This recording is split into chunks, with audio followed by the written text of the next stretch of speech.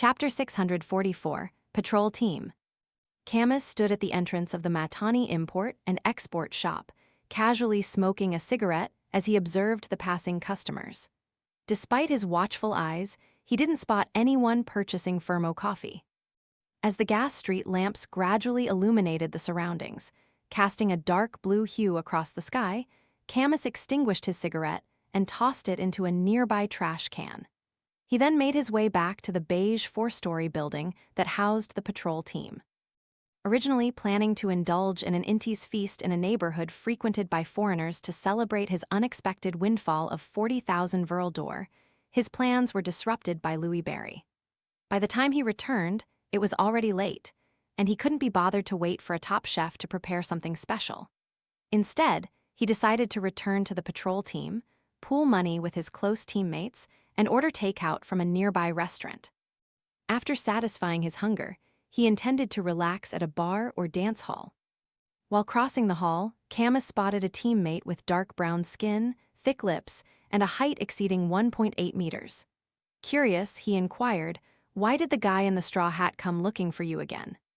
"Hess, I heard you and the others caught a serial killer and got a bounty of 50,000 Vril d'Or." In Matani, the currency was commonly denoted in Vril d'Or and Delexi copper coins, a system ingrained during Inti's colonization. Despite Admiral Quiraril's control, there were no significant changes in this aspect.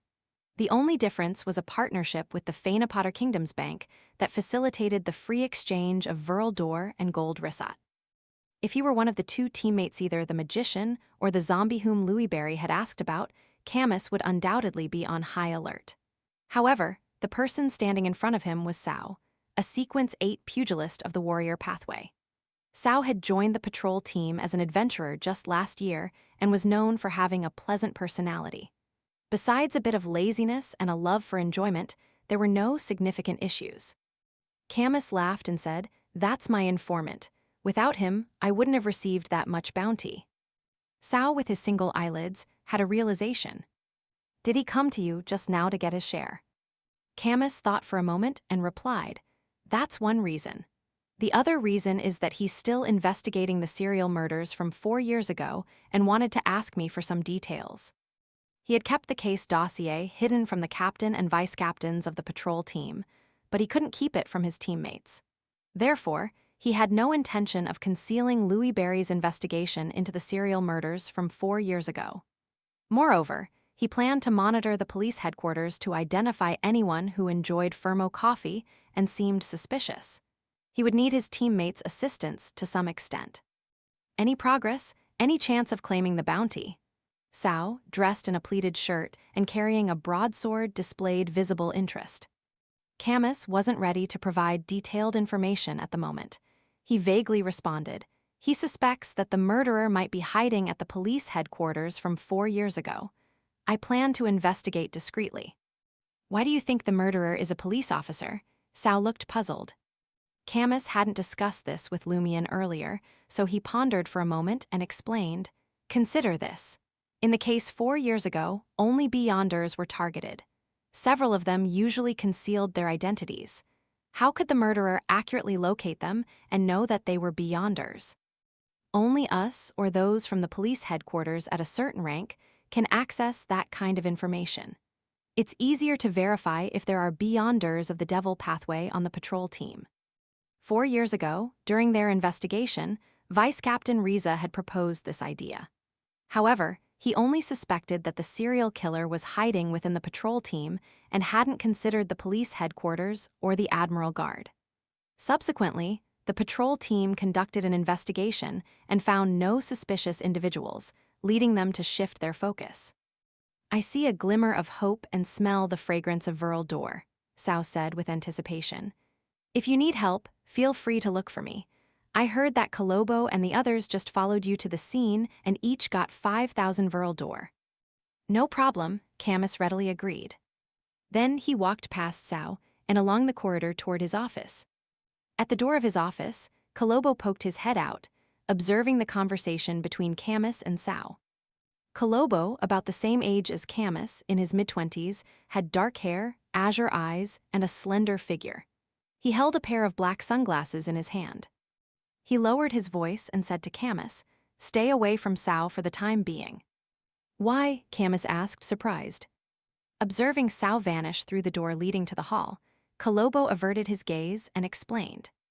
"I have a feeling that something bad will happen if one interacts with him during this period." "Then why didn't you warn him?" Camus frowned in confusion.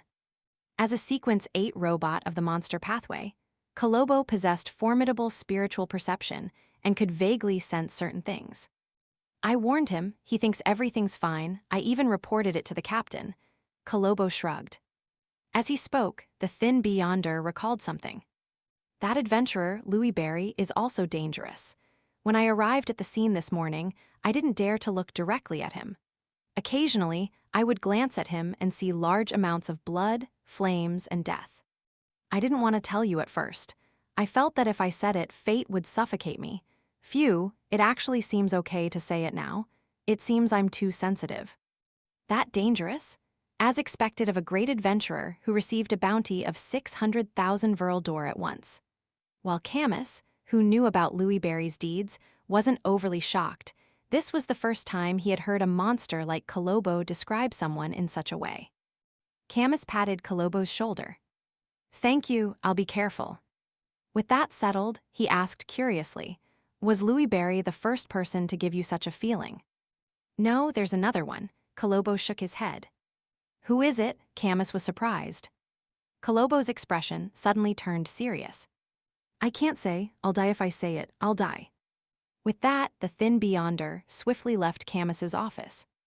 Upon returning to Hotel Orella, Lumion headed straight for the master bedroom. In the subterranean suite, even during the scorching season, a refreshing coolness lingered in the air. On the desk in the master bedroom, a neatly folded letter awaited Lumion. Madame Magician's response.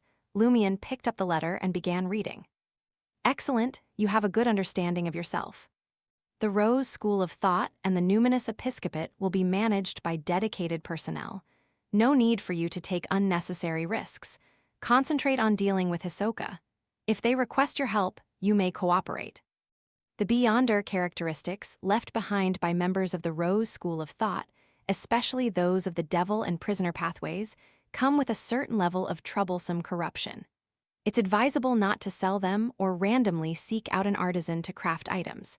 If you need to, you can sell them to me or let me find an artisan. Keeping them in the traveler's bag is also fine. Compared to the Shadow Branch boxing gloves, Mr. Fool's seal, and the attention and influence of other items on you, they're as weak as an ordinary newborn baby. Relieved by this response, Lumion took a breath and activated the black mark on his right shoulder, vanishing from the room. After a while, he materialized atop a bell tower on Avenue du Boulevard in Trier. Gazing at the luxurious Champs-Élysées in the distance and the already lit lamps, Lumion couldn't hold back any longer. He needed to carefully consider the information he had just obtained from Camus. With the Berserk Sea, the Phaenopotter Kingdom, and half of the Inti's Republic between them, Lumion could devise a plan to hunt Hisoka without worrying about the enemy sensing malice and danger.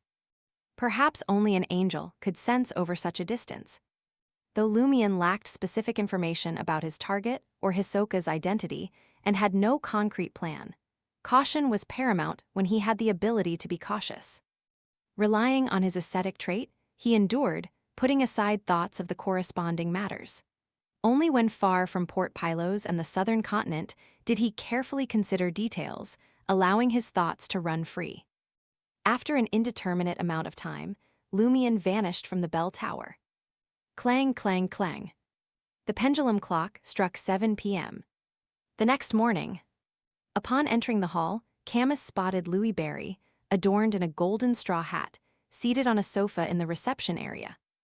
Why is he here again? Recalling Kolobo's warning, Camus frowned and approached with concern. "What can I do for you this time?" he asked calmly, keeping his emotions in check. Lumion chuckled. "I need some information, but it won't be from you. Find a reliable teammate who isn't privy to our discussion yesterday evening. Meet me at the Matani Import and Export Shop. I can offer 5,000 Vril d'Or for this." A peculiar request 5,000 Virl door. How generous is he trying to avoid a devil's danger premonition? Camus, an experienced official beyonder, quickly made the connection. He refrained from overthinking and pondered for a moment before responding. Agreed. Heading into the office area, Lumian rose and departed, making his way to the Matani import and export shop nearby.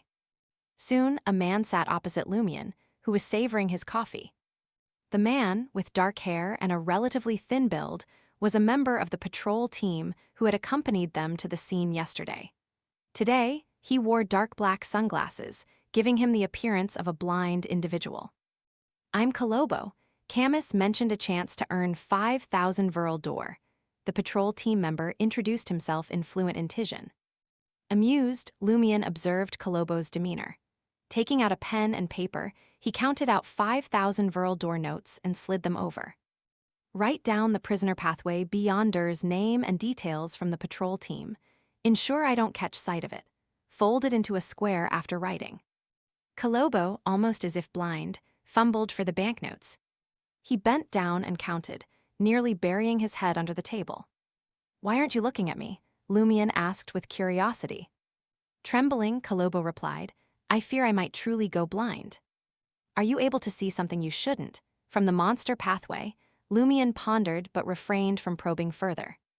Kolobo turned around and swiftly wrote down the corresponding information on the table behind him, folding the paper and passing it to Lumian. Without a second glance, Lumian promptly received the information and stowed it in his traveler's bag. After settling the bill for his coffee, he headed to the washroom. His figure vanished once more,